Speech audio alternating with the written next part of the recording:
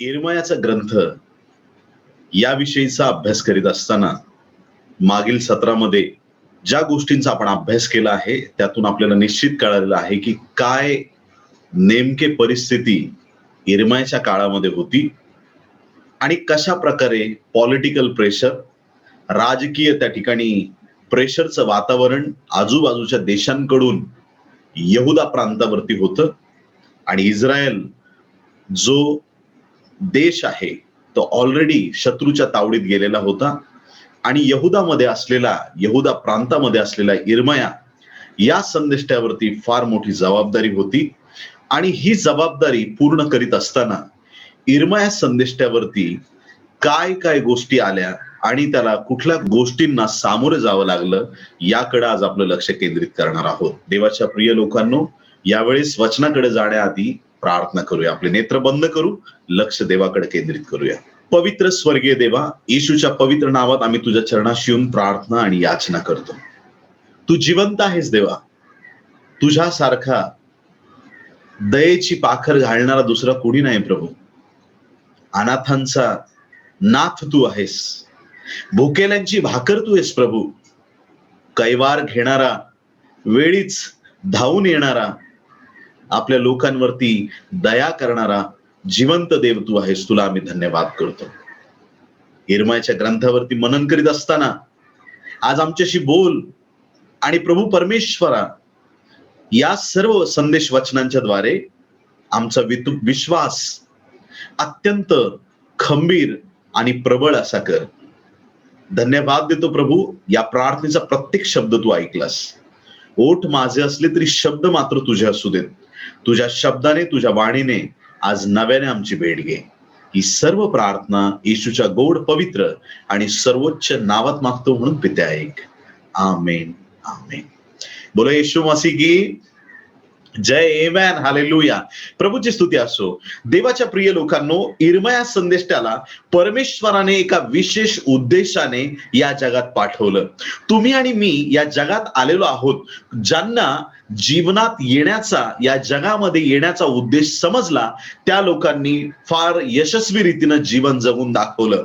पण काही लोक कन्फ्युजन मध्ये जातात, कन्फ्युजन मध्ये जगतात. त्यांना हे कळत नाही की देवाने मला का पाठवलं, आणि मग त्यांची सेवा, त्यांच्या सर्व गोष्टी देवाला मान्य होत नाहीत आणि मग कन्फ्युजन मध्ये सगळं आयुष्य निघून जातं. पण इर्मया असा नव्हता. इर्मयाला ठाम रीतीने कळालं होतं की त्याच्या देवाने काय उद्देश घेऊन त्याला पाठवलेला आहे. इर्मयाचा उद्देश त्याच्या जीवनामध्ये पूर्ण व्हावा यासाठी देवाने विशेष योजना केली होती. उद्देश काय होता ते आधी पाहूया. इर्मया याचा पहिला अध्याय आणि यातील 10वं वचन इर्मयाच्या जीवनाचा उद्देश या एका वचनामध्ये लिहिलेला आहे. देवाच्या प्रिय लोकांनो, वाचूया आपण इर्मया 1 आणि 10. पहा, उपटण्यास व विध्वंस करण्यास, नासधूस करण्यास व पाडून टाकण्यास, बांधण्यास व लागवड करण्यास मी तुला आज राष्ट्रांवर व राज्यांवर नेमिले आहे.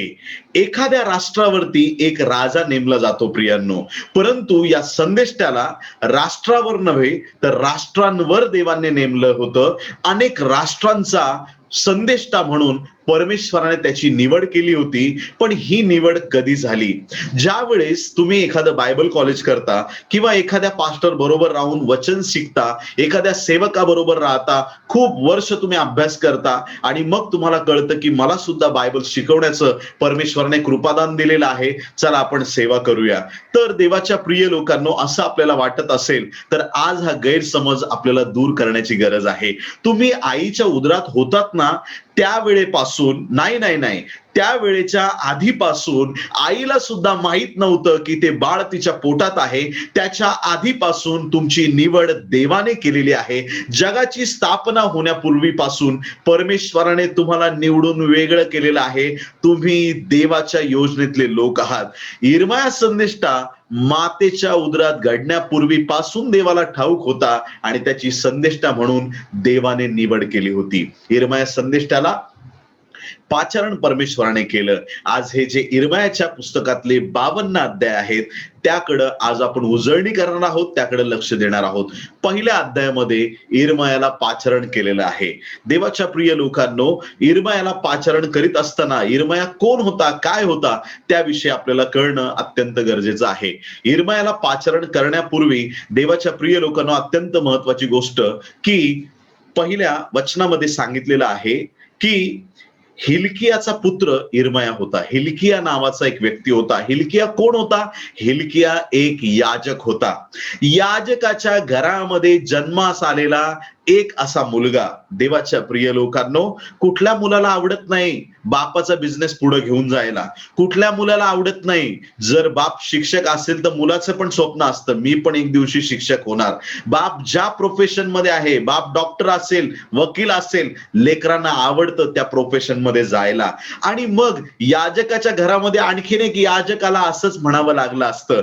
परंतु देवाच्या प्रिय लोकांनो, याजकाच्या घरामध्ये म्हणजे याजकाचं काय काम? याजकाने जायचं, सगळे विधी कार्यक्रम चर्चमध्ये करायचे, त्या मंदिरामध्ये जाऊन आणि देवाने दिलेले सगळे विधी पाळायचे, सगळे काम त्याची वेळच्या वेळी करायची. हे याजकाचं काम होतं. पण त्या नेहमीच्या ठरलेल्या कामापेक्षा देवाने काहीतरी वेगळं करण्यासाठी इर्मयाला निवडलं. या शेवटच्या काळात काहीतरी वेगळं करण्यासाठी देवाने तुमची आणि माझी निवड केलेली आहे. जे सगळे करतात ना, ते नाही करायचं आम्हाला. ह्याचे दोष दाखव, त्याचे दोष दाखव, अन्य भाषा बोल रे बाबा, अन्य भाषा बोलू नको रे बाबा, असंच कर रे बाबा, पांढरा झगा घाल, नाहीतर तुझ्यावर देव नाही बोलणार, पांढरे कपडे घाल मगच देव बोलेल, काळे कपडे घाल मग देव बोलेल. अरे तुम्ही जसे आहात तसे तुम्ही देवाचे आहात आणि तुम्हाला कोणी फसवू शकत नाही, कारण की देवाचा शब्द, देवाचं वचन तुमच्याकडे आहे. आमेन, हालेलुया. देवाच्या प्रिय लोकांनो, सगळ्यांना वाद घालत बसू द्या. ज्यांना पिक्चरचे गाणे गायचे, वर्शिप लीडरला त्यांना गात बसू द्या. त्यांना दोष देण्यात आणि आपलं डोकं वाईट गोष्टींमध्ये घुसवण्यामध्ये वेळ घालवू नका. तर आम्हाला काय करायचंय? इर्मयाकडून शिकून घ्या प्रियांनो. हालेलुया. इर्मयाचा बाप याजक होता, पण बापाचं प्रोफेशन नाही स्वीकारलं. वयाच्या 20 वर्षाच्या आतमध्ये असतानाच इर्मयाची सेवक म्हणून परमेश्वराने निवड केली. जगापेक्षा त्याला वेगळं ठरवून टाकलं परमेश्वराने. देवाच्या प्रिय लोकांनो, हिल्किया याजकाचा मुलगा इर्मया आहे आणि मग तो संदेष्टा झाला. संदेष्टाचं काम फार अवघड असतं प्रियांनो. संदेष्टाचं काम फार अवघड असतं. हे तुम्हाला काही मिनिटांमध्ये, येत्या काही क्षणांमध्ये कळणार आहे. संदेष्टाचं काम सोपं की याजकाचं काम सोपं? संदेष्टाचं काम फार अवघड असतं, कळेल काही वेळामध्ये. तर त्या इर्मया संदेष्टाचं जे जन्मस्थळ आहे ते सुद्धा पहिल्या वचनामध्ये दिलेलं आहे. अनाथोत हे त्याच्या गावाचं नाव आहे. जास्त लांब नव्हतं यरुशलेमेपासून, पण अनाथोत येथला त्याचा जन्म होता. आणि इर्मया संदेष्टानी लग्न केलं नाही. का बरं लग्न केलं नाही? मुलगी मिळत नव्हती, की त्याला लग्नामध्ये इंटरेस्ट वाटत नव्हता, की त्याला संसार थाटायचा नव्हता? देवाने त्याला सांगितलं होतं लग्न करू नको. देवाच्या प्रिय लोकांनो, इर्मयाचं पुस्तक 16वा अध्याय 1 ते 4 वचनं, जर्माया चॅप्टर 16 वर्सेस 1 to 4, या 4 वचनामध्ये देवाने स्पष्ट वाणीने सांगितलं, इर्मया बायको करू नको बाबा, इर्मया लग्न करू नको, तुला मुलं बाळ नाही व्हायला पाहिजे. का माहितीये का? येणाऱ्या दिवसात या मुलाबाळांची हालत फार खराब होणार आहे. येणाऱ्या दिवसामध्ये फार बिकट परिस्थिती या देशावरती येणार आहे. तू लग्न काही करू नको. इर्मयाने लग्न नाही केलं प्रियांनो. आणि असा हा इर्मया देवासाठी डेडिकेट, बिना लग्न करता अगदी देवासाठी समर्पित आणि एक याजकाचा मुलगा असताना संदेष्टा झालेला असा हा देवाचा महान सेवक, देवाने त्याला निवडलं होतं आणि त्याच्यावर फार मोठी जबाबदारी परमेश्वराने टाकलेली होती. इर्मयाचा जन्म 650 ख्रिस्तपूर्व मध्ये, म्हणजे येशूच्या जन्माचे 650 वर्ष आधी त्या इर्मया संदेष्टाचा जन्म झाला असावा, असं आपल्याला अभ्यास केल्यानंतर कळतं. आणि त्याचा जो मृत्यू आहे तो ख्रिस्तपूर्व 570 मध्ये, येशूच्या जन्माच्या 570 वर्ष आधी, म्हणजे जेमतेम 120 वर्षांचं आयुष्य या इर्मयाचं असावं असा अंदाज बांधायला काही हरकत नाही. तर हा इर्मया कसा मरण पावला बायबलमध्ये लिहिलेला नाही, पण यहुद्यांचे जर ग्रंथ आपण वाचले किंवा यहूद्यांकडे जे लिखाण आहे पुरातन काळातलं, त्याचा अभ्यास केला तर मग आपल्याला कळतं की यिर्मयाचा शेवट जो आहे तो इजिप्तमध्ये म्हणजे मिसर देशामध्ये लोकांनी धोंडमार करून त्याला मारलं.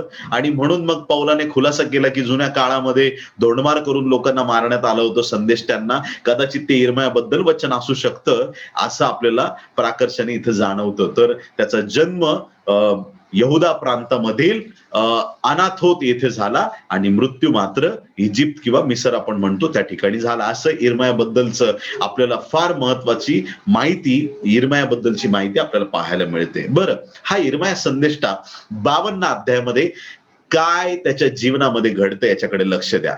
आता पहिला अध्याय म्हणजे यिर्मयाचं पाचारण. सगळ्यांनी म्हणा, पहिला अध्याय म्हणजे यिर्मयाचं पाचारण. पहिल्या अध्यायात देवाने त्याला दृष्टांत दिले, पहिल्या अध्यायाचं देवाने त्याची भेट घेतली. पहिल्या अध्यायातच छोटा मुलगा होता, 20 वर्षापेक्षा कमी वय असेल. अभ्यास करून आपल्याला कळतं एवढ्या कमी वयामध्ये देवाने त्याची निवड केली आणि तो म्हणतो, देवा मी तर बाळ आहे, मला बोलता येत नाही. देव म्हटलं, अरे तू बाळ आहेस असं बोलू नको, तुझ्या मुखाला मी स्पर्श करत आहे. देवाने स्वतः यिर्मयाच्या मुखाला स्पर्श केला आणि देवाने त्याची वचन यिर्मयाच्या मुखामध्ये घातली. आणि मग पहा यिर्मया काय सामर्थ्यवान सेवक झाला. एक स्पर्श, हालेलुया, प्रेज द लॉर्ड. हो, त्या मेलेल्या मुलाच्या तिरडीला स्पर्श केला, मेलेला मुर्दा जिवंत झाला. हालेलुया. आमच्या देवाचा एक स्पर्श सगळं काही बदलू शकतो. हालेलुया. एक स्पर्श त्याच्या मुखाला झाला आणि यिर्मया संदेष्टा झाला. धाड धाड देवाचं वचन सांगणारा, कुणालाच न घाबरणारा, एकदम राष्ट्रांवरती पूर्ण सत्ता चालवण्यासाठी, राष्ट्रांवरती पवित्र आत्म्याच्या सामर्थ्याने भरून येशूचं नाव डिक्लेअर करण्यासाठी यिर्मयाची परमेश्वराने निवड केली. पहिला अध्याय यिर्मया संदेष्ट्याची निवड किंवा त्याचं पाचरण आपल्याला पाहायला मिळतं. त्याला सांगितलं, मातेच्या उदरात असल्यापूर्वीपासून मी तुला ओळखतो, संदेष्ट तुला बनवलंय, राष्ट्रांवरती निवडलंय. आणि देवाने त्याची भेट घ्यायला सुरुवात केली पहिल्या अध्यायामध्ये. मग दुसऱ्या अध्यायापासून, लिहिणाऱ्यांनी लिहून घ्या, लक्षात ठेवणाऱ्यांनी लक्षात ठेवा. हालेलुया. दुसऱ्या अध्यायापासून ते थेट 45व्या अध्यायापर्यंत, दुसऱ्या अध्यायापासून ते थेट 45व्या अध्यायापर्यंत यिर्मया संदेष्ट्याने संदेश दिलेला आहे यहुदा प्रांताला. तुम्हाला काल मी सांगितलं की पूर्वी फक्त पूर्ण इस्रायल देश एक होता, नंतर त्याचे 2 भाग झाले. वरचा देश इस्रायल झाला, खालचा देश यहुदा झाला. या यहुदाच्या लोकांना त्याने वारंवार वारंवार संदेश दिलेले आहेत, दुसऱ्या अध्यायापासून 45 अध्यायापर्यंत. हे आपल्याला गणित कळालं ना की मग यिर्मयाचं पुस्तक आपल्याला अवघड वाटणार नाही. ज्यांनी यिर्मया खूप वेळा वाचलंय, तुमच्या मनामध्ये खूप कन्फ्युजन होते, किती राजे झाले नेमकं कळत नाही, 7 झाले का 8 झाले, 5च झाले, नावं डबल डबल आलेले. हालेलुया. काल आपण ते शिकलो. तर आपल्याला ही गोष्ट कळाली. दुसऱ्या अध्यायापासून 45 अध्यायापर्यंत यिर्मयाने यहुदा प्रांताला, यहुदी लोकांना त्याने संदेश दिलेला आहे. त्या संदेशामध्ये 5 महत्वाचे मुद्दे, 42 अध्यायामध्ये, 2 ते 42 अध्यायामध्ये 5 महत्वाचे मुद्दे. त्यातला पहिला मुद्दा म्हणजे यहुद्यांच्या पापाबद्दल त्यांना ताडण केलं. तुम्ही स्वतःच्या मनमर्जीने पाप करता, तुम्ही स्वतःच्या मनाप्रमाणे चालता, तुम्ही देवाविरुद्ध पाप करता. पाप करण्याबद्दल ताडण करण्याचा संदेश. पहिला संदेश, यहुद्यांनो तुम्ही पाप करत आहात, मूर्तीपूजा करायची, देवाला सोडून दिलं, घमेंडखोरपणाने वागल्यावर काय केलं नाही त्यांनी, दुसऱ्याच्या शक्तीवरती विश्वास ठेवला, यहोवा देवाकडे वळाले नाही. थोडी संकट आली तर असं पण त्यांनी म्हटलंय, काही गोष्टी आपण जर वाचल्या इतर पुस्तकातून तर आपल्याला कळतं, यहुदी लोकांची स्थिती अशी होती की संकट आलं तर त्यांना असं वाटायचं मिसरच्या दैवतांनी संकट पाठवलेलं आहे. देवाच्या प्रिय लोकांनो, ज्यांची ढाल, ज्यांचा कवच, ज्यांचा दुर्ग यहोवा परमेश्वर आहे, त्यांच्यावर कुणी संकट आणू शकत नाही. देवाच्या प्रिय लोकांनो, असं त्यांचा विश्वास डळमळत होता. आपला पेत्र एकदा पाण्यामध्ये चालताना, त्या पाण्यावर चालताना एकदा वादळाकडे बघून बुडायला लागला, पण हे इस्रायल लोक तर रोज बुडण्याचं काम करत होते. प्रियांनो, घाबरून गेले, काही झालं की देवाला सोडून देत होते. अशा परिस्थितीत पहिला यिर्मयाचा संदेश म्हणजे यहुद्यांनो तुम्ही पाप केलेला आहे आणि त्या पापाबद्दल ताडण्याचा संदेश, हा पहिला संदेश यिर्मया संदेष्टाने दिलेला आहे. दुसरा जो संदेश यिर्मया संदेष्टाने दिलेला आहे तो म्हणजे पूर्ण यहुदाच्या नाशाबद्दल भविष्यवाणी. पहिला संदेश, ताडण केलं, तुम्ही पाप करणारे लोक आहात. दुसरा संदेश, तुमचा नाश होणार आहे. दुसरा संदेश काय होता? तुमचा नाश होणार आहे. देवाच्या प्रिय लोकांनो, आज संदेश सगळे गोड गोड भाषण असतं. एखाद्या दारुड्याला जर सांगायचं असलं बाबा दारू सोडून दे, हे देवाला आवडत नाही. पास्टर लोक फिरून फिरून वचन सांगतात, तुम्ही हळूहळू सोडा, हळूहळू सोडा. तो म्हणतो हळूहळू घशात सोडतो, मी हळूहळू घशात सोडतो, हळूहळू दारू सोडणार नाही. काय करतो व्याभिचार का? हा हळूहळू सोड, काय काळजी? अरे हळूहळू नाही, आजची रात्र तुझ्यासाठी देवाच्या संजीवनाची रात्र आहे. आजच तुला पाप सोडावं लागेल. यिर्मयासारखे संदेश ते प्रियांनो, शुगर कोटेड प्रीचिंग सोडून द्या. फक्त लफंगेबाजी करायला तुम्हाला आवडत असेल, फक्त गोड गोड बोलून लोकांना फसवायला आवडत असेल, सोडून द्या. पश्चातापाचा संदेश दिला पाहिजे. देवाच्या प्रिय लोकांनो, त्याने ताडण केलं आणि दुसरा संदेश नाशाबद्दल संदेश दिला. तुमच्यावरती बाबेलकडून एक राजा येणार आहे आणि तुमच्या सगळ्यांचा नाश होणार आहे. सगळ्या गोष्टी नष्ट होतील. मोठी मोठ्या जे कोट आहेत किंवा ह्या भिंती आहेत, ही घरदार आहेत, हे सगळं जाळून नाश करण्यात येईल. तुमच्यावरती देवाचा झाडा येणार आहे, तुमचा नाश होणार आहे. दुसरा संदेश दिला. त्यानंतर तिसरा जो संदेश या यिर्मयाने दिला तो म्हणजे जे वरिष्ठ लोक होते पूर्ण त्या यहुदा प्रांतातले, त्यांना दोष लावण्याचं काम केलं.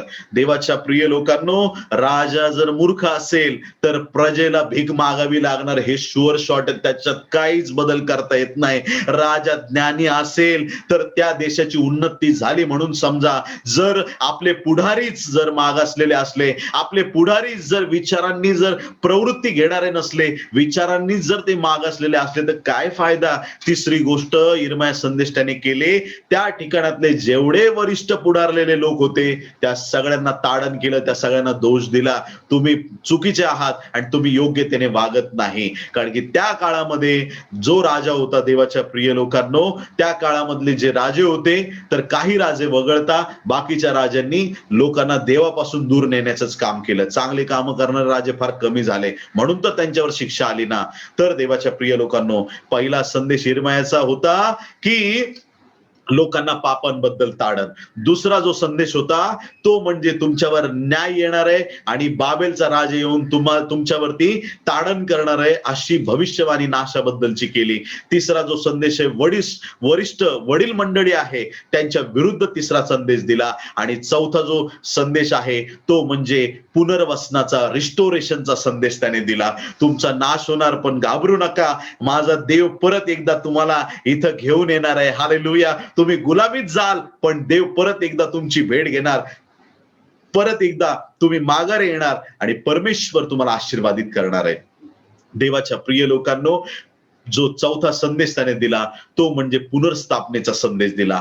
परत एकदा परमेश्वर तुमचं रिस्टोरेशन करणार, असा संदेश यिर्मयाने चौथा संदेश दिला. आणि पाचवा संदेश म्हणजे त्या पाचव्या संदेशामध्ये डायरेक्ट प्रॅक्टिकल गोष्ट घडली, ती म्हणजे संपूर्ण यहुदावरती देवाचा न्याय आला. म्हणजे यिर्मया संदेश त्याच्या काळामध्येच त्या ठिकाणामध्ये तुम्हाला पाहायला मिळू शकतं या अध्यायांमध्ये की त्याच काळामध्ये यिर्मयाच्या संदेश त्याचे जे शब्द होते ते प्रत्ययाला आले. आणि जो पाचवा संदेश आहे तो नाश होत असतानाचा संदेश आहे. तो नाश कसा झाला हे सुद्धा यिर्मयाला लिहिण्याची संधी मिळाली. बऱ्याच वेळा असं होतं की सेवकाकडून प्रॉफेसी होते आणि मग कदाचित ते सेवक प्रॉफेसी पूर्ण होईपर्यंत राहत नाही. कदाचित देवाच्या प्रिय लोकांनो, सेवक तोपर्यंत या जगामध्ये राहत नाहीत. डीजेस दिनाकरन यांनी सांगितलं होतं संपूर्ण भारत देश ख्रिस्ती होणार आहे. किती लोक आमेन म्हणतील? हालेलुया. डीजेस अंकल नाहीयेत पण त्यांनी दिलेला प्रॉमिस वर्ड आम्ही विश्वास ठेवतो. हालेलुया. Praise the Lord. देवाच्या प्रिय संतगणांनो, भारत देशाचे गुडघे येशू समोर टेकले जाणार म्हणजे जाणार. येशू हा जिवंत देव आहे प्रियांनो. कुणाचा धर्म बदलायचा नाही, कुणाची जात बदलायची नाही. देवाच्या प्रिय लोकांनो, लोकांचं फक्त मन बदललं पाहिजे आणि लोक येशूच्या आगमनासाठी तयार झाले पाहिजेत. लोकांनी वाईट गोष्टीचा पूर्णपणे त्याचा कायापालट झाला पाहिजे. लोकांनी वाईट गोष्टी सोडल्या पाहिजेत आणि सगळ्यांनी येशूचा स्वीकार केला पाहिजे. या सुवार्तेवरती लोकांनी विश्वास ठेवला पाहिजे. देवाच्या प्रिय लोकांना असे 5 प्रकारचे संदेश परत एकदा सांगतो. यिर्मयाचा पहिला संदेश म्हणजे लोकांना ताडण केलं पापाबद्दल. दुसरा जो संदेश होता तो म्हणजे लवकरच तुमचा नाश होणार आहे असा संदेश दिला. तिसरा संदेश जो यिर्मयाने दिला, त्या संदेशामध्ये जेवढे वरिष्ठ लोक होते त्यांचं ताडण केलं. चौथा जो संदेश यिर्मयाने दिला, त्या संदेशामध्ये पुनर्स्थापनेचं अभिवचन दिलं. आणि पाचव्या संदेशामध्ये कसा नाश दिला झाला त्या यहुदा प्रांताचा, त्याबद्दलची वचन आहेत. असे 5 संदेश 42 अध्यायापर्यंत, माफ करा 45 अध्यायापर्यंत, दुसऱ्या अध्यायापासून 45 अध्यायापर्यंत असे 5 प्रकारचे संदेश आपल्याला पाहायला मिळतात. आणि मग पुढे 46व्या अध्यायाच्या पहिल्या वचनापासून म्हणजे पूर्ण 46 ते थेट 51 अध्यायापर्यंत, 46 ते 51 अध्यायापर्यंत इतर 10 राष्ट्रांना संदेश दिलेला आहे. 2 ते 45 लक्षात येतंय का सगळ्यांच्या? Praise the Lord, hallelujah. हा साचा आहे ना पुस्तकाचा, फिट करून या माइंड मध्ये. पहिला अध्याय पाचारण, 2 पासून 45 पर्यंत यहुदाला 5 प्रकारचे संदेश, आलं लक्षात? तिथून पुढे 46 ते 51 पर्यंत या सर्व अध्यायांमध्ये 10 विभिन्न देशांना संदेश दिलेला आहे. त्यांना पण कसे संदेश दिलेत? खडसावण्याचे. आणि त्यांना पण अगदी कडक संदेश दिलेले आहेत. कडक संदेश, एकदम स्ट्रिक्ट, एकदम स्ट्रिक्ट, गोड गोड लागवी भाषण नाही, बरं वाटेल म्हणून नाही, एकदम कडक संदेश की ज्याच्यामधून लोकांच्या अंतःकरणाला टोचणी लागली पाहिजे असा संदेश. आणि मग हा जो संदेश आहे, जे काही त्याच्याकडे देवाच्या प्रिय लोकांना काही जासूद होते त्यांना पाठवलं. देवाच्या प्रिय लोकांना त्यांच्याद्वारे हे संदेश पोहोचवण्याचं काम केलेलं आहे. देवाच्या प्रिय लोकांना 46व्या अध्यायापासून 51 अध्यायामध्ये या ठिकाणी 10 राष्ट्रांना संदेश देण्यात आलेला आहे. संदेश म्हणजे डायरेक्ट भविष्यवाणी आहेत. तुमचा कसा नाश होणार आहे, तुम्हाला कसे फटके पडणार आहेत, तुमच्या राष्ट्राचा कसा विध्वंस होणार आहे, फार जबरदस्त भविष्यवाणी आहेत. पूर्ण 46 पासून 51 पर्यंत. पहिला अध्याय पाचरण, 2 पासून 45 पर्यंत 5 प्रकारचे संदेश यहुद्यांना. आणि मग 46 पासून 51 पर्यंत 10 वेगवेगळ्या देशांना भविष्यवाणी. त्यापैकी 46व्या अध्यायामध्ये पहिला जो देश आहे तो म्हणजे मिसर देश, ज्याला आपण इजिप्त म्हणतो. मिसर देशावरती कशी संकट येणार आहेत हे 46 अध्यायामध्ये लिहिलेलं आहे. 46 कसला? यिर्मयाचा अध्याय, मी दुसरं बोलत नाहीये. यिर्मयाच्या 46व्या अध्यायामध्ये कशा प्रकारे मिसर देशावर संकट येणार आहेत आणि कशा प्रकारे त्यांची सैतानाच्या सगळ्या मंदिरं जाळण्यात येणार आहेत, सगळ्या सैतानाच्या गोष्टी नष्ट होणार आहेत आणि कशा प्रकारे देव झाडा घेणार आहे, एकदम तंतोतंत त्या ठिकाणी लिहिलं. यिर्मयाने जेवढ्या भविष्यवाण्या केल्या त्या सगळ्या परमेश्वराने पूर्ण केल्या. प्रियांनो, यिर्मयाचा देव जिवंत देव आहे. हालेलुया. यिर्मयाच्या द्वारे देव जे जे बोलला ते सगळं काही परमेश्वराने प्रत्ययास आणलं, एकदम तंतोतंत. त्यात तीळ मात्र बदल झाला नाही. तर पहिली भविष्यवाणी 10 देशांपैकी पहिला देश म्हणजे मिसर देश 46व्या अध्यायात. 47व्या अध्यायामध्ये पलिष्टी देशाबद्दल, पलिष्ठांबद्दल दुसरी भविष्यवाणी आहे. तर पलिष्टी देशाबद्दल 47व्या अध्यायामध्ये पलिष्ठांचा कसा ऱ्हास होणार याबद्दलची भविष्यवाणी 47व्या अध्यायामध्ये दिलेले आहे. 48व्या अध्यायामध्ये मोवाबी लोकांचा कसा नाश होणार त्याच्याबद्दल भविष्यवाणी आहे. 46 मध्ये मिस्री लोक, 47 मध्ये पलिष्टी लोक, 48 मध्ये मोवाबी लोक. 49 अध्यायामध्ये 5 वेगवेगळ्या देशांबद्दल भविष्यवाणी आहे. अम्मोन 49 अध्याय 1 ते 6 वचनामध्ये अम्मोनी लोकांबद्दल भविष्यवाणी आहे. अम्मोनी लोकांचा कसा नाश होणार याबद्दल भविष्यवाणी. आदोमी लोकांचा कशा प्रकारे देव समाचार घेणार आहे, त्यांच्यावरती कसे अरिष्ट येणार आहेत याबद्दल 49वा अध्याय 7 पासून ते 22 पर्यंत वचन आहेत. त्या वचनांमध्ये आदोमी लोकांबद्दल वचन दिलेली आहेत, भविष्यवाणी दिलेली आहे. 49व्या अध्यायाच्या 23 ते 27 वचनामध्ये दिमिश्काबद्दलची भविष्यवाणी आहे. यिर्मया संदेष्टाने दिमिश्काविषयी केलेली भविष्यवाणी आहे. त्याच्यानंतर 8वा देश केदार, 9वा हसोर या दोन्ही देशांबद्दल 49वा अध्याय 28 ते 33 वचनामध्ये भविष्यवाणी आहे.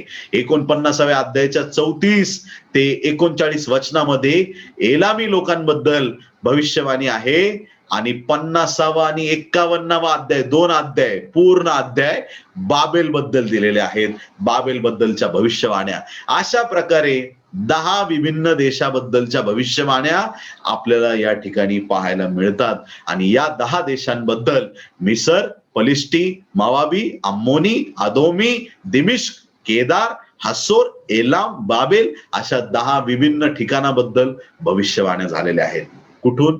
46 ते 51 पर्यंत.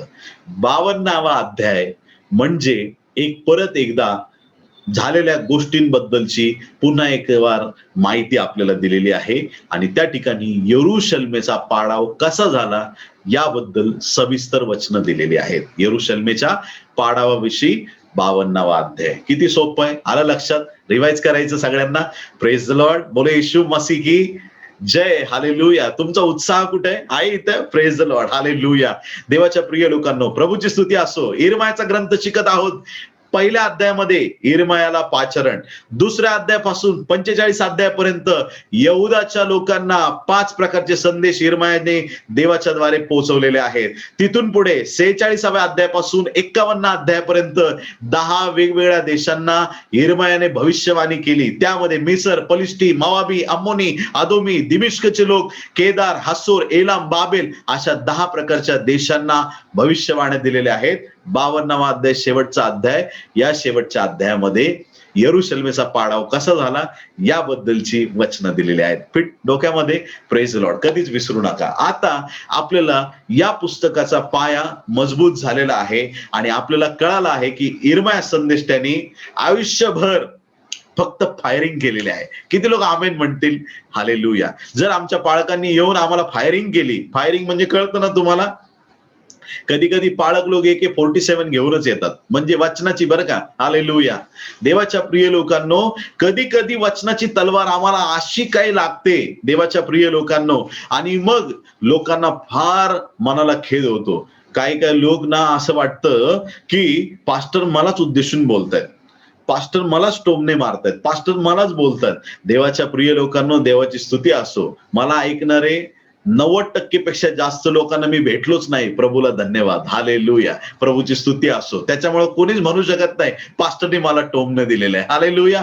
बहुतांशी लोकांना मी पर्सनली भेटलोच नाही. कधी फोनवर बोललो असेल, मेसेजवरती संपर्क आला असेल, पण खूप लोकांना मी भेटलोच नाही. 90% पेक्षा जास्त लोकांना. देवाची स्तुती असो. माझ्यावर हा आक्षेप येणार नाही. तर देवाच्या प्रिय संतगणांनो, बऱ्याचदा लोकांना असं वाटतं की पास्टर मलाच उद्देशून बोलतात, पास्टर मलाच टोमणे मारतात, मलाच बोलतात, आणि मग असं वाटतं की पास्टरने आज आम्हाला खूप फायर केलं, पास्टर आमच्यावर खूप चिडले. देवाच्या प्रिय लोकांनो, जर तुम्ही देवाचं वचन ऐकत आहात आणि त्या वचनाने जर तुम्हाला अंतःकरणात टोचणी लागली असेल, याचा अर्थ असा आहे की तुमचा सुधारण्याचा वेळ आलेला आहे, तुम्हाला परिवर्तित होण्याचा वेळ आलेला आहे, तुम्हाला बदलण्याची वेळ आलेली आहे. देवाच्या प्रिय लोकांनो, 52 अध्याय 5-5.5 तासात वाचून होतात.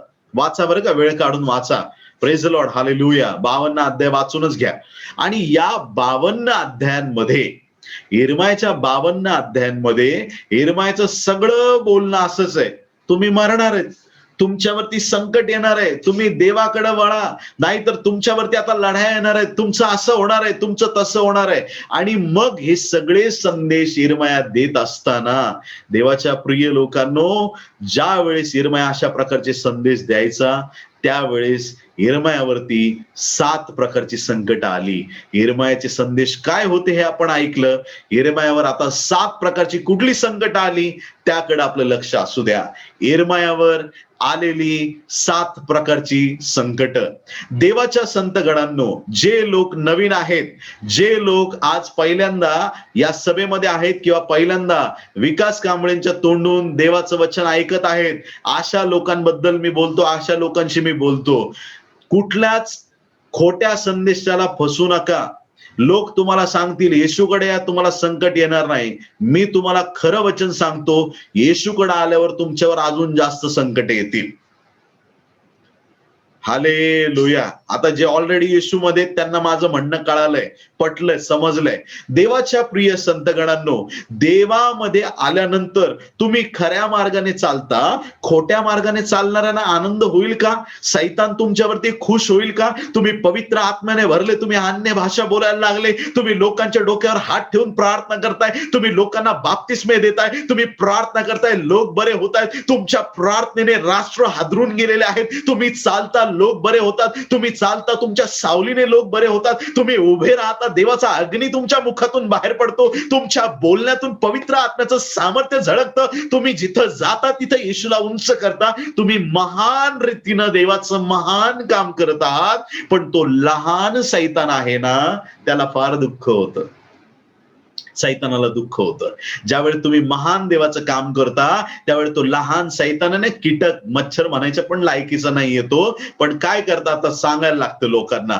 तर असा तो मूर्ख झालेला तो सैतान देवाच्या प्रिय संतगणांनो तो चिडतो आणि मग तो काहीतरी गडबड करण्याचा प्रयत्न करतो. संकट येतात, हे मी तुम्हाला सांगतो, देवामध्ये आल्यानंतर संकट येतील, पण त्यानंतर मी पुढची गोष्ट महत्वाची सांगत आहे प्रियांनो, त्या संकटापेक्षा तुमचा देव मोठा आहे आणि तो देव तुमच्या बरोबर आहे, तो देव तुमच्यासाठी महान काम करणार आहे, हे तुम्हाला परमेश्वर सिद्ध करून दाखवतो. हालेलुया. संकट येणार नाहीत असं नाही, संकट येतील, पण तुम्ही संकटावरती प्रबळ ठराल. हालेलुया. संकटामध्ये देव तुम्हाला विजयी करणार, संकटामध्ये परमेश्वर तुम्हाला सहाय्य करणार. तर देवाच्या प्रिय लोकांनो, इर्मायासाठी सगळ्यात पहिलं संकट, इर्मायाचा संदेश कुणालाच ऐकावासा वाटत नव्हता. Hello, praise the lord. इर्मायाचा संदेश कुणालाच ऐकावासा वाटत नव्हता. का माहितीये का? कारण तोंड उघडलं की एवढंच सांगायचं, तू मरणार आहेस, आता तो बाबेलचा राजा येणार, तुला खलास करणार, तुला गुलाम करून नेणार, तुझी शेतीवाडी घेणार, तुला हे करणार. कुणाला आवडेल? आज प्रॉफेसी म्हटलं की असं, ब्रदर देव तुम्हाला मर्सिडीज बेन्झ देणार आहे. अहो, लोक उलट्या सुलट्या उड्या मारतील आणि पास्टरला डोक्यावर घेतील आणि म्हणतील काय खरंच सच्चा मॅन ऑफ गॉड आहे एकदम, या वर्षी देव तुम्हाला बंगला देणार आहे. लोक म्हणतील अरे क्या बात आहे, असा पास्टर पाहिजे, तुम्हाला गाडी बंगला देणार आहे देव, सोनं नाणं देणार आहे. पण जर का एखाद्या सेवकाने म्हणलं तू सुधरा नाही तर मरशील, म्हणजे खोटा पाळक येतो, खरा नाही संदेश. ज्या वेळेस देवाच्या प्रिय लोकांनो आनंदाच्या गोष्टी आम्हाला ऐकायला मिळतात त्यावेळेसच आम्ही देवाचं वचन स्वीकारावं का? जेव्हा परमेश्वर आम्हाला सुधारण्याची गोष्ट करतो त्यावेळेस आम्ही देवाकडून ती शिकवण घेणं फार गरजेचं आहे. इर्मया संदेश देत होता, पण देवाने ऑलरेडी त्याला तयार करून ठेवलं. काय सांगितलं देवाने माहिती का त्याला? चला पटापट काही वचन वाचूया. 7वा अध्याय 27व वचन. इर्मया संदेश देत राहा, पण काय होणार ते ऐक.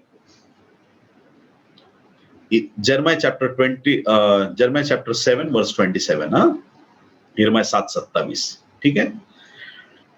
तू ही सर्व वचने त्यास सांगशील तरी ते तुझे ऐकणार नाहीत. तू सगळी वचनं त्यांना सांगशील तरी ते तुझे ऐकणार नाहीत. तू त्यास हाक मारशील पण ते तुला उत्तर देणार नाहीत. एखाद्या संदेष्ट्यासाठी सगळ्यात दुःखद गोष्ट की तो ओरडून सांगतोय पण लोक ऐकायला तयार नाही. याच्यापेक्षा मोठं दुःख संदेष्ट्याचं असू शकत नाही. खूप मोठं दुःख या इर्मया संदेष्टाला आहे. देवाने सांगितलं तू सांगशील पण ते लोक ऐकणार नाहीत, पण तरी तू सांगत राहा. जे देवाने काम दिलंय ते पूर्ण करत राहा प्रियांनो. हालेलुया. इर्मया सांगत राहिला. देवाच्या प्रिय संतगणांनो, त्याच प्रकारे इर्मया 13वा अध्याय 10व वचन. पटापट आपल्यासाठी काही वचन वाचतो. इर्मया 13:10.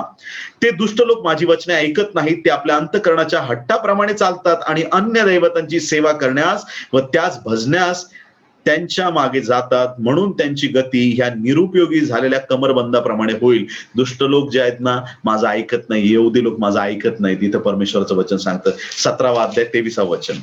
पण त्यांनी ऐकले नाही, त्यांनी आपला कान दिला नाही, ऐकू नये व शिक्षण घेऊ नये, म्हणून त्यांनी आपली मान ताठ केली. इतके गर्विष्ठ झाले की देवाचं वचन ऐकायला तयार नव्हते यहुदी लोक. त्यानंतर पुढचं वचन 18वा अध्याय 12व वचन. तरी ते म्हणतात, काय उपयोग, आम्ही आपल्या मनसुब्याप्रमाणे चालणार, आम्ही सर्व आपापल्या दुष्ट मनाच्या हट्टाप्रमाणे करणार, आम्हाला जे करायचे तेच करणार, देवाचं ऐकणार नाही, असं या लोकांनी त्या काळामध्ये ठरवलं होतं. 19 अध्याय 15 वचन. हे सगळे पुरावे आहेत, लोक ऐकत नव्हते.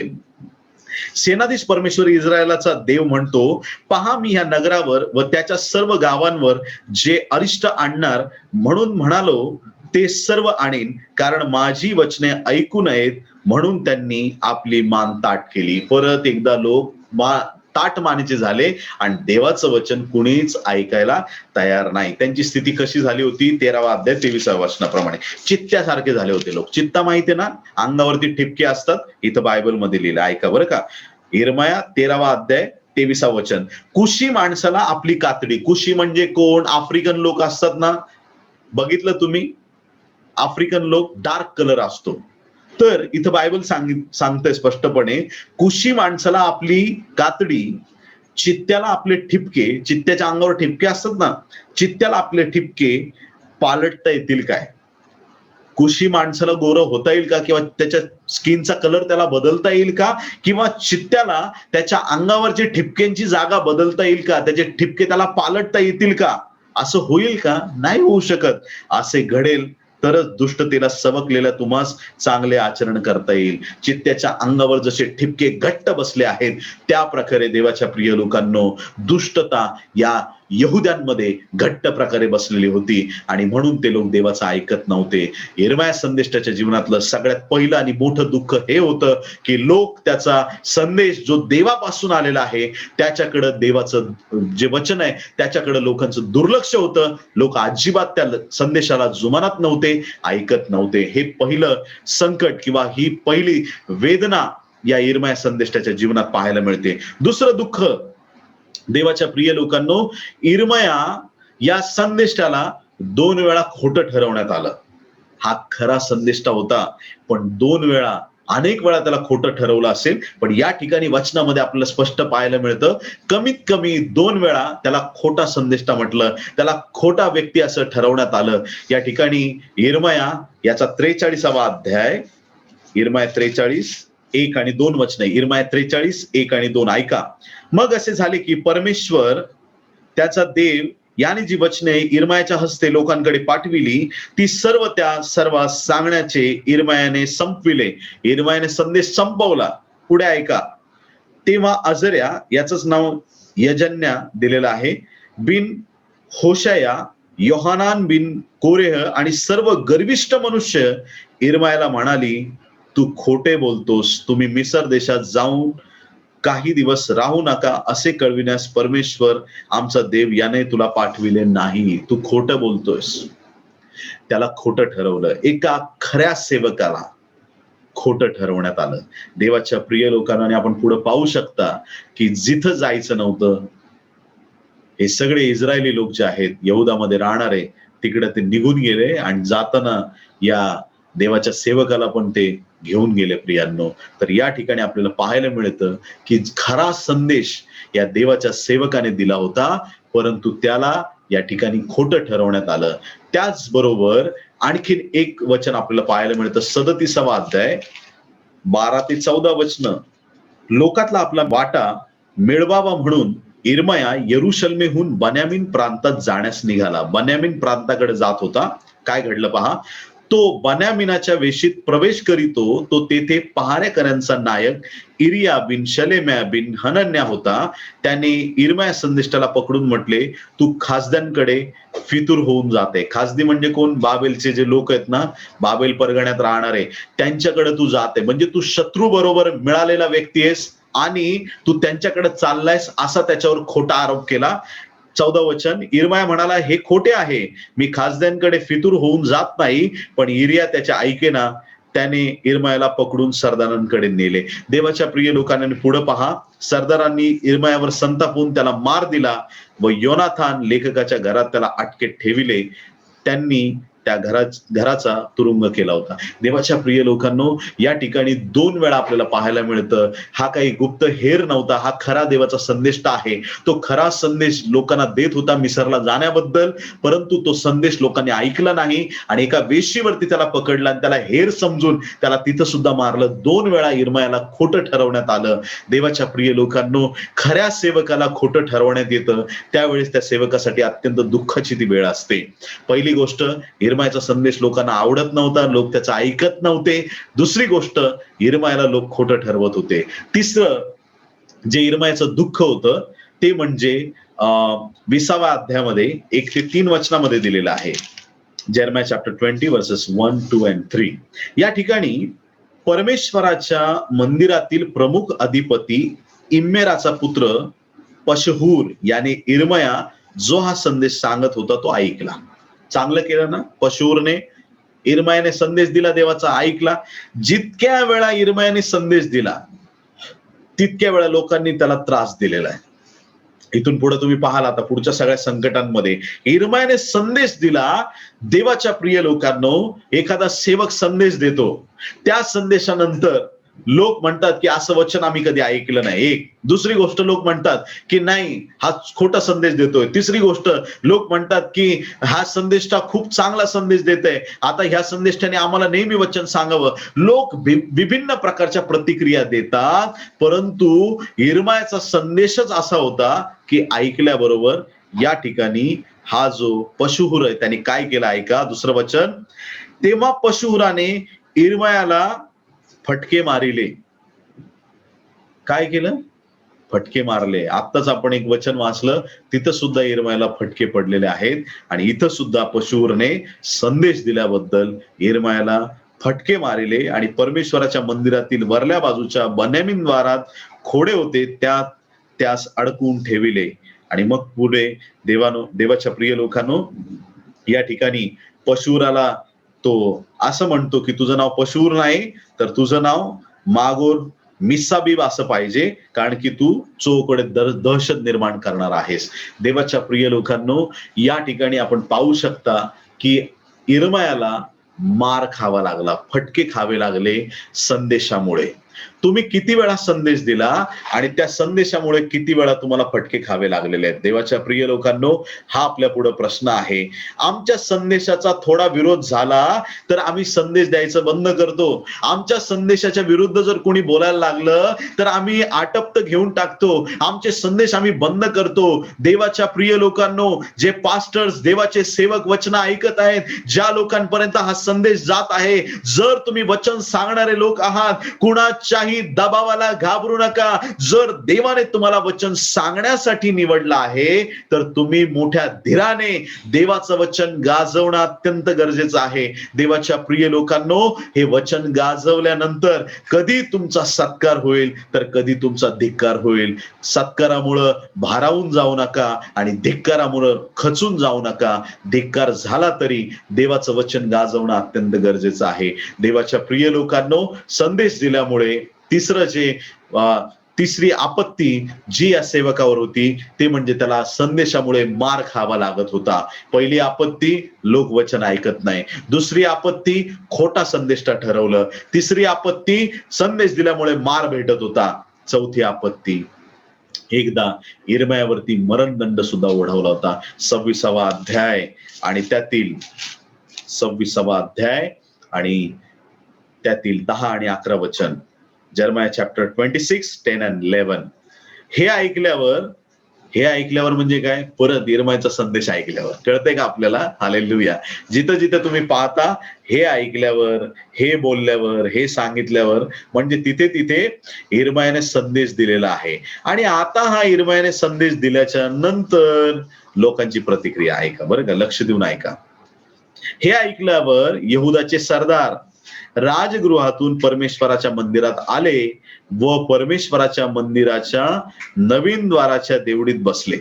तेव्हा याजक व संदेष्टे सरदारास व सर्व लोकांस म्हणाले, हा मनुष्य मरणदंडास पात्र आहे. कशास पात्र आहे? मरणदंडास पात्र आहे, कारण या नगराविरुद्ध याने संदेश दिला. तो तुम्ही आपल्या कानांनी ऐकला आहे. देवाच्या प्रिय लोकांनो, याजक आणि संदेष्टे यांनी यिर्मयावरती मरणदंड आणण्याचा प्रयत्न केला होता. याजक म्हणजे देवाचे लोक आहेत, संदेष्टे म्हणजे देवाचा संदेश देणारे लोक आहेत. मी जनरल लोकांबद्दल बोलत नाही, यहुद्यातल्या लोकांबद्दल बोलत नाही, पण प्रार्थना करणाऱ्या लोकांबद्दल बोलत आहे. हे प्रार्थना करणारे लोक यिर्मयाचा जीव घेऊ पाहत होते. देवाच्या प्रिय लोकांनो, ज्या वेळेस तुम्ही खरा संदेश घेऊन उठता त्यावेळेस काही लोकांना फार तुमच्याबद्दल दुःख होतं. सैतान तर सगळ्यात जास्त दुःखी असतो आणि काही लोक तुमच्याबद्दल फार दुःखी असतात. या ठिकाणी यिर्मयाला मरणदंडास पात्र ठरवण्यात आलं होतं, परंतु यिर्मयाने तिथंच शब्द उच्चारले, जर तुम्ही मला मारायचं तर मारा, पण तुम्ही एका निर्दोष व्यक्तीचं रक्त भूमीवर पाडलं म्हणून देव तुमचा झाडा घेईल. काही वडील तिथं बसले होते आणि मग त्या ठिकाणी चर्चा झाली, बोलणं झालं आणि मग त्या ठिकाणी यिर्मयाला मृत्यूदंड देण्यात आला नाही. पण देवाच्या प्रिय लोकांनो, त्याच्या संदेशामुळे त्याच्यावरती मरणदंड सुद्धा ओढवला होता. देवाच्या प्रिय संतगणांनो, असा यिर्मयाचा संदेश पॉवरफुल होता. असा यिर्मयाचा संदेश त्याला मार खावा लागत होता. असा यिर्मयाचा संदेश की लोक त्याचा तिरस्कार करत होते. असा यिर्मयाचा संदेश होता की त्याच्या विरुद्ध लोक उठलेले होते. असा यिर्मयाचा संदेश होता की लोक त्याला खोटा संदेष्टा म्हणत होते. असा यिर्मयाचा संदेश होता की सगळा देश त्याच्या विरुद्ध चाललेला होता. पण असा यिर्मयाचा संदेश होता की त्याच्याद्वारे देव स्वतः बोलत होता. हालेलुया. जग तुमच्या विरुद्ध गेलं तरी चालेल, पण देव तुमच्या बरोबर असणं फार गरजेचं आहे. देवाच्या प्रिय लोकांनो, त्यानंतर पुढचं संकट 36व्या अध्यायाच्या 23व्या वचनामध्ये दिलेलं आहे. त्या ठिकाणी देवाच्या प्रिय लोकांनो, यिर्मया यहोयाकीम राजाने काय केलं मागील सत्रात आपण ऐकलं. हे पण एक खूप मोठं संकट आहे प्रियांनो. 36वा अध्याय आणि त्यातील 23वं वचन. यिर्मयाने पटावरती सगळं बारूकच्या मदतीने लिहून घेतलं ना संदेश, सगळा कसा नाश होणार आहे, काय होणार आहे. काही लोकांना ऐकवला, सरदारांना ऐकवला. त्यांनी म्हटलं आता हा संदेश आम्हाला राजाला सांगावा लागेल, तू लपून बस कुठंतरी. यिर्मया, बारूक, तुम्ही पळून जा, लपून बसा. देवाने त्यांना लपून ठेवलं. 36-26 मध्ये सांगितलं देवाने लपून ठेवलं त्यांना. परंतु 23व्या वचनामध्ये देवाच्या प्रिय लोकांना ऐका, तेव्हा असे झाले की यहुदीने 3-4 पाने वाचून दाखविताच, किती पानं, खूप मोठा संदेश होता, पण फक्त 3-4 पानं वाचून दाखवले. जस्ट सुरुवात झाली संदेशाला आणि काय झालं पहा. राजाने तो पट चाकूने कापून शेगडीतल्या पेट्या आगीत टाकला. येण्याप्रमाणे तो सगळा त्या शेगडीच्या आगीत भस्म झाला. चाकूने संदेश कापून टाकला. तुम्हाला माहिती आहे का एक गोष्ट, इब्री 4:12, देवाचं वचन दुधारी तरवारीपेक्षा, हालेलुया, तीक्ष्ण आहे, सांधे मज्जा यांना भेदून जाणार आहे. त्या वचनाला वेड्या राजाने चाकूने कापलंय. देवाच्या प्रिय लोकांनो, मूर्खपणाचा कळस म्हणता येईल, मूर्खपणाचा कळस. जे वचन माझ्या देवाचं दुधारी तरवारीपेक्षा तीक्ष्ण आहे, अशी तरवारच असू शकत नाही, राजाने त्याला कापण्याचा प्रयत्न केला चाकूने. आणि मग तिथं शेगडी पेटलेली होती. त्या शेगडीमध्ये ते सगळा तो लेख आहे ना, तो पट म्हणतात त्याला, त्या पुस्तकाला, त्या सगळा लेख घेतला, तो पट घेतला, शेगडीत टाकून जाळून टाकला. माझ्या जिवंत देवाचं वचन अग्नी समान आहे प्रियांनो. हालेलुया. जिथं हे वचन बोललं जाईल तिथं पवित्र आत्म्याची आग लागल्याशिवाय राहणार नाही.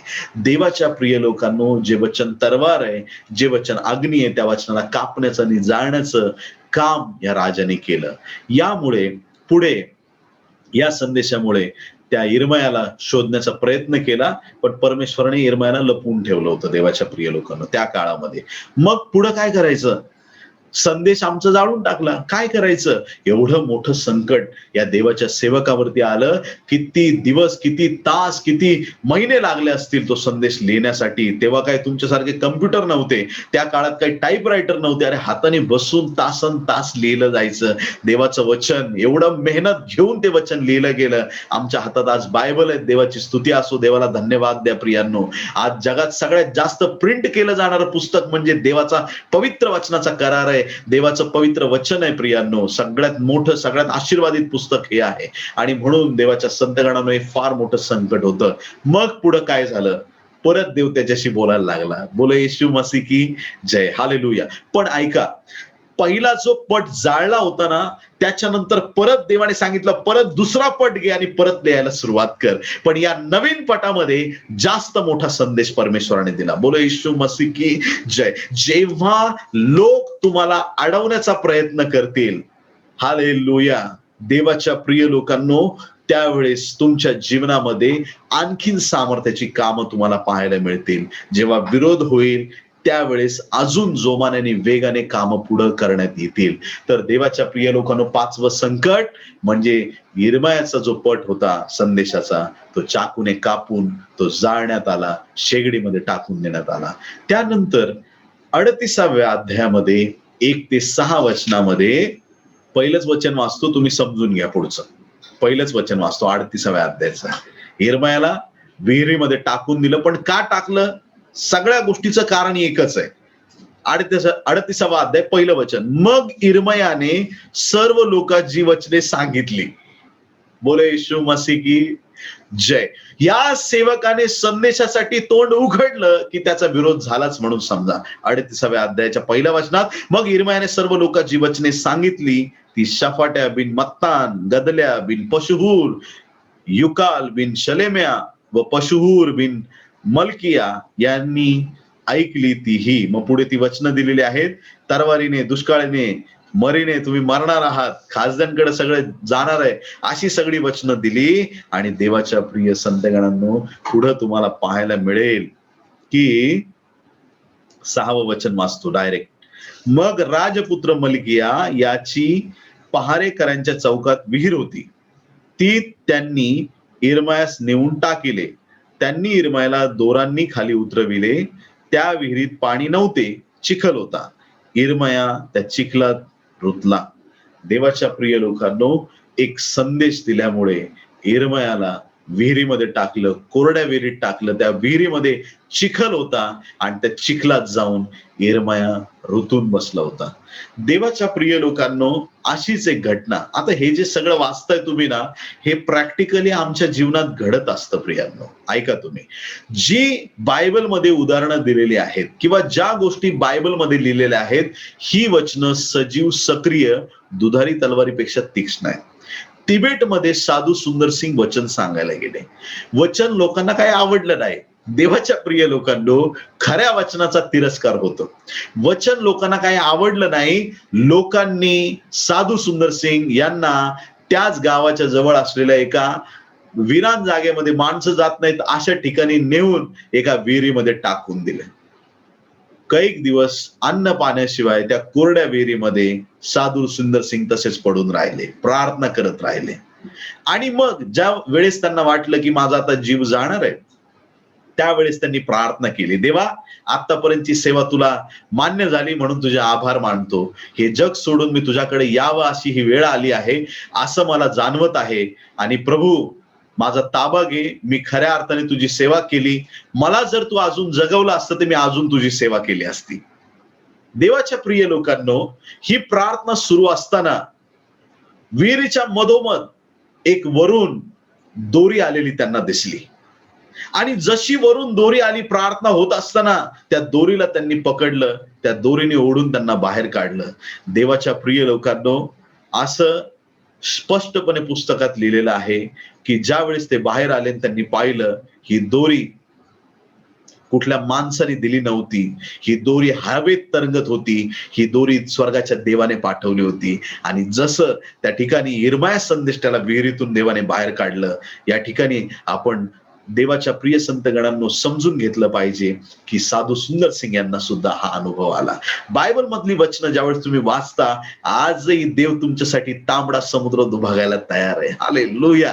आजही देव तुमच्यासाठी यरीहोच्या भिंती पाडायला तयार आहे. आजही देव तुमच्यासाठी मुर्दे उठवायला तयार आहे. आजही देव तुमच्यासाठी कुष्ठरोग्यांना बरं करायला तयार आहे. पण तुम्ही देवाकडे यायला तयार आहात का? एकच प्रश्न आहे. देवाच्या प्रिय लोकांनो, जर तुम्ही देवाकडे याल तर देव तुमच्यासाठी अद्भुत कृत्य करेल. यिर्मया त्या विहिरीमध्ये आहे, परंतु यिर्मया आत आहे, पण देवाने बाहेर काम करायला सुरुवात केली आणि लोकांच्या काही मनामध्ये प्रभूने कार्य केलं. काही लोकांनी गपचूप येऊन त्याला विहिरीच्या बाहेर काढलं. देवाच्या प्रिय संतगणांनो, यिर्मयाला विहिरीत टाकण्यात आलं. हे यिर्मयावरती आलेलं 6वं संकट आहे. आणि 7वं संकट जे आहे 37वा अध्याय 32वा अध्याय दोन्ही ठिकाणी तुम्हाला पाहायला मिळेल की यिर्मयाला तुरुंगवास सुद्धा भोगावा लागला आहे. यिर्मयाला तुरुंगवास सुद्धा भोगावा लागला आहे. यिर्मयाच्या जीवनामध्ये त्याला जेलमध्ये सुद्धा जावं लागलं. कशासाठी? संदेश सांगतो म्हणून. देवाच्या प्रिय लोकांनो, 7 प्रकारची संकट मी आपल्याला सांगितली. लोक वचन ऐकत नाहीत देवाचं. दुसरं जे संकट होतं ते म्हणजे लोक त्याला खोटा संदेश ठरवत होते. तिसरं संकट म्हणजे त्याला मार पडला वचनामुळे. 4थं संकट त्याच्यावरती मरणदंड सुद्धा ओढावला होता.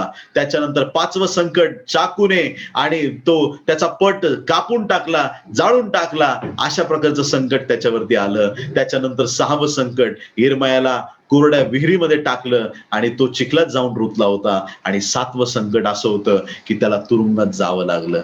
देवाच्या प्रिय लोकांनो, ही फक्त इथं वाचता आली अशी संकट आहेत. यापेक्षा अधिक संकट यिर्मया संदेशावरती आली होती. अशा संकटांमधून सेवा करणाऱ्यांना जावं लागतं. किती लोक हालेलुया म्हणतील? बोले येशू मसीह की जय. हालेलुया. यिर्मयाने संदेश देण्या कारणाने, खरा संदेश दिल्यामुळे त्याला संकटामधून जावं लागलं. संकट काय येतात? 1 पेत्र 4था अध्याय 12 आणि 13 वचनामध्ये खुलासा केलेला आहे.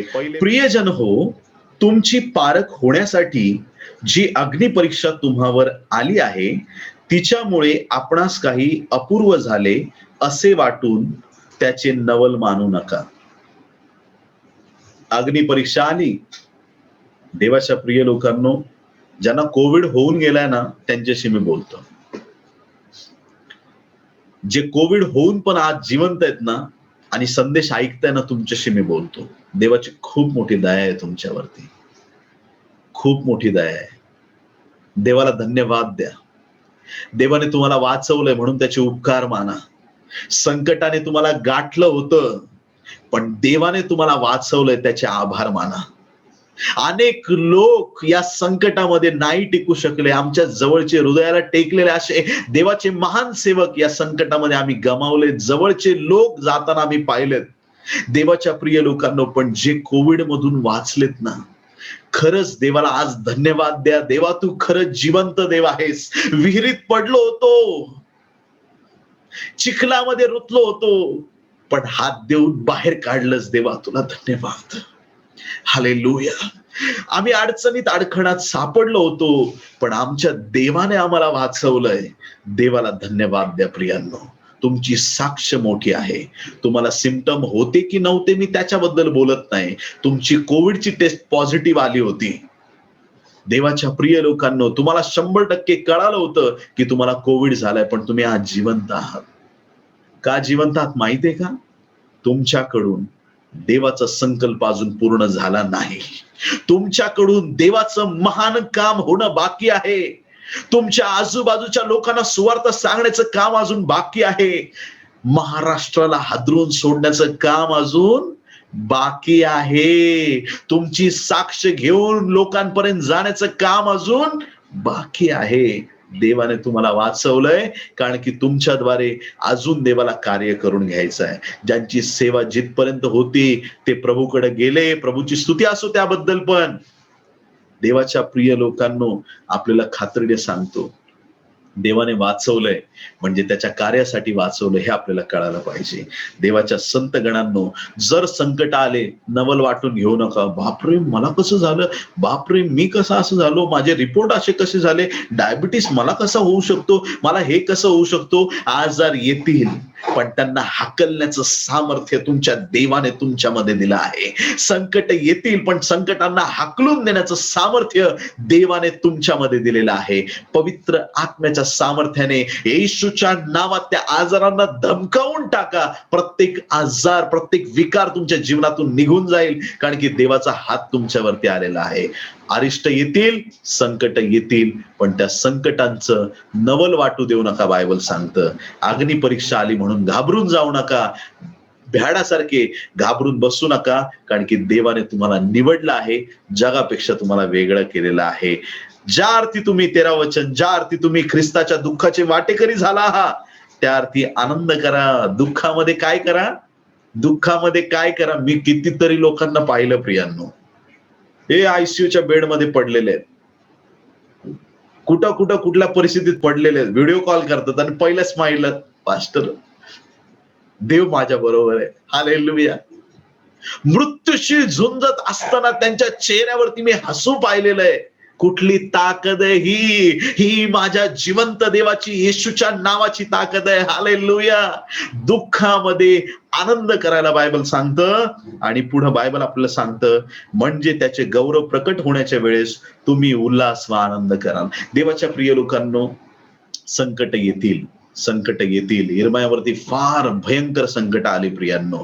खूप अपमानित त्याला व्हावं लागलं, खूप त्रासातून त्याला जावं लागलं. या काळामध्ये जर आपल्यावर संकट आली तर आपण काय कराल.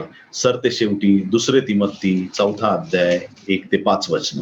तिमोथ्याला 2 पत्र 4 अध्याय 1 ते 5 वचन ऐका. देवासमक्ष आणि जो ख्रिस्त येशू जिवंतांचा व मृतांचा न्याय करील त्याच्या समक्ष त्याच्या प्रकट होण्याला व त्याच्या राज्याला स्मरून मी निक्षून सांगतो की वचनाची घोषणा कर, सुवेळी अवेळी तयार राहा, सर्व प्रकारच्या सहनशीलतेने व शिक्षणाने दोष दाखव, निषेध कर व बोध कर, कारण ते सुशिक्षण ऐकून घेणार नाहीत, तर आपल्या कानाची खाज जिरावी म्हणून ते स्वेच्छाचाराने आपणासाठी शिक्षकांची गर्दी जमवितील आणि ते सत्य ऐकण्यापासून फिरतील व कल्पित कहाण्यांकडे वळतील, अशी वेळ येईल. तू तर सर्व गोष्टींविषयी सावध आहेस. दुःखे सोस, सुवार्तिकाचे काम कर, तुला सोपविलेली सेवा पूर्ण कर. आमेन, हालेलुया. सेवेमध्ये अडचणी येत असताना लोक भरकटत जाणार, हे त्रिवार सत्य, याच्यात बदल होणार नाही प्रियांनो. इर्मायाच्या काळामध्ये 70 वर्षाच्या गुलामगिरीचा काळ, संकटाचा काळ येणार होता. संदेशा सांगत होता, मी 70 वर्षाबद्दल नाही, मी फक्त 7 वर्षांबद्दल सांगत आहे. 7 वर्ष भयंकर पीडा भूमीला भोगाव्या लागणार आहेत. 70 वर्षाचा संदेश इर्मायाचा होता, पण या शेवटच्या काळातील तुम्ही आणि मी जे संदेष्टे आहोत, आमचा संदेश 7 वर्षाचा आहे. 7 वर्ष अति भयंकर संकटाचा काळ या पृथ्वीवरती येणार आहे. त्या काळामध्ये कुणी राहू नये म्हणून आजच येशूचा स्वीकार करा आणि प्रभूकडे वळा.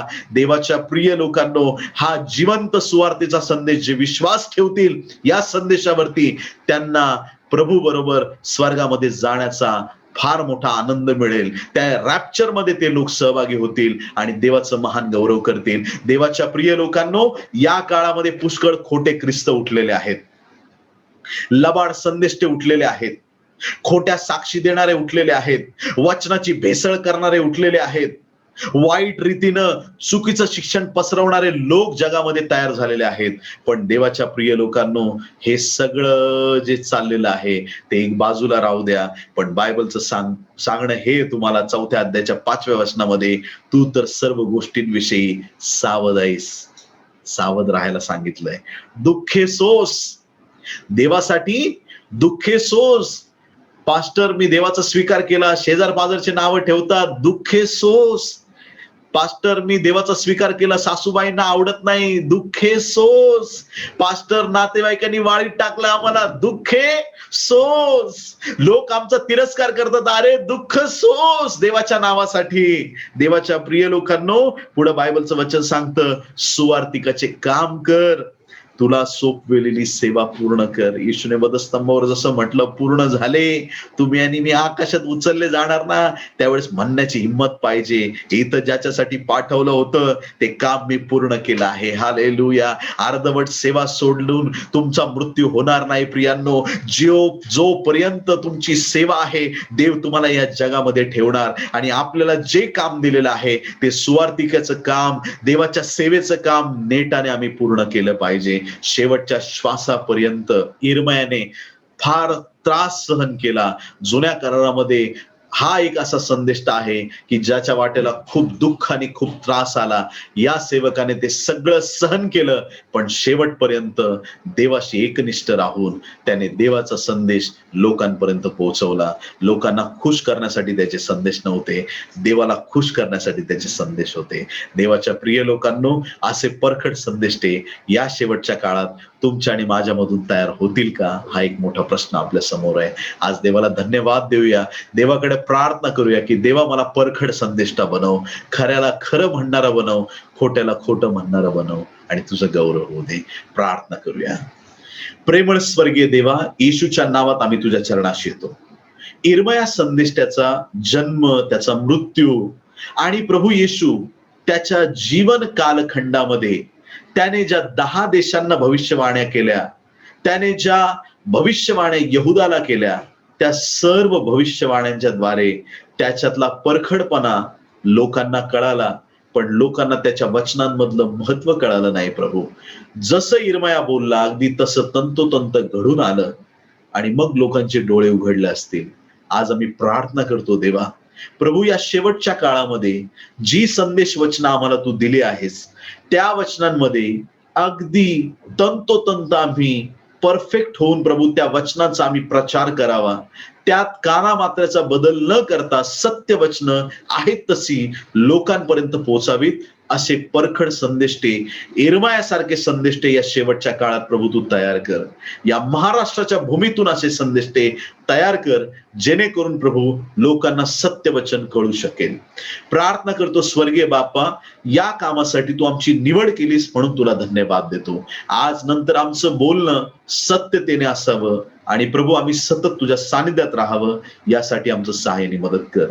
इर्मयाला 7 प्रकारची संकट आली, अनेक संकटांना त्यांना सामोरे जावं लागलं. या दिवसात देखील तुझे दास दासी, तुझे निवडलेले लोक संकटांमधून जात आहेत, पण त्यांचा कैवार घेण्यासाठी सतत तू आपल्या लोकांबरोबर आहेस. तुला धन्यवाद देतो. आमच्या सोबत तू आहेस म्हणून तुझे उपकार मानतो. सहाय्य कर, तुझं गौरव होऊ दे आणि आज नंतर प्रत्येकाची सेवा इर्मयासारखी परखड आणि स्पष्ट होऊ दे. ही सर्व प्रार्थना येशूच्या गोड, पवित्र आणि सर्वोच्च नावात मागतो म्हणून पिते आई. आमेन. आमेन.